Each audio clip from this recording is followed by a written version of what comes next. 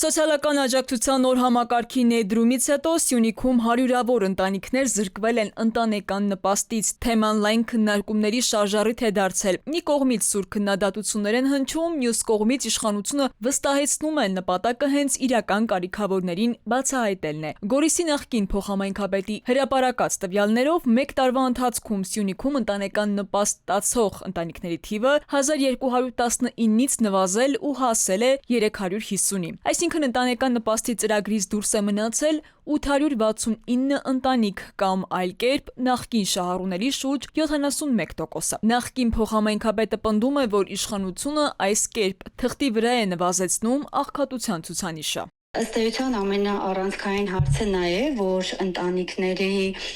նպաստից զրկելու համար նախ եւ առաջ պետք է սոցիալ-տնտեսական միջոցառումներ արվեն, ծրագրեր արվեն, այսինքն ընտանիքի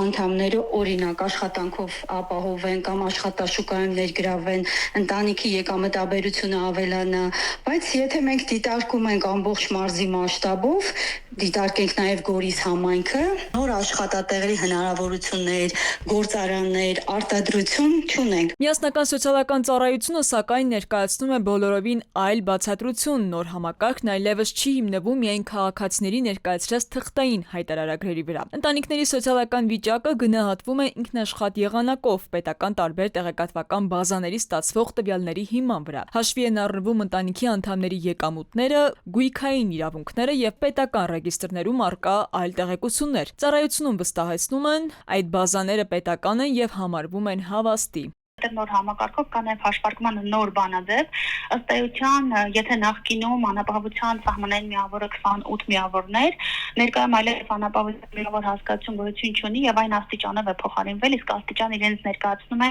դրամական միավոր, այն նվազագույն սպառողական զամբյուղն է եւ ըստ էության անապահովության նպաստալու ստանալու իրավունք տվող սահմանային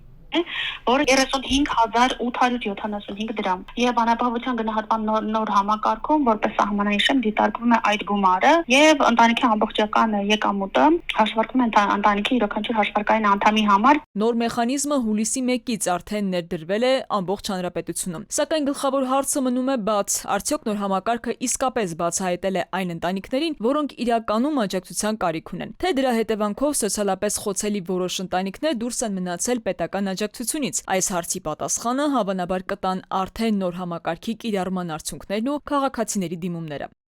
Քնարիկ Պետրոսյան, ժամը լրատվական։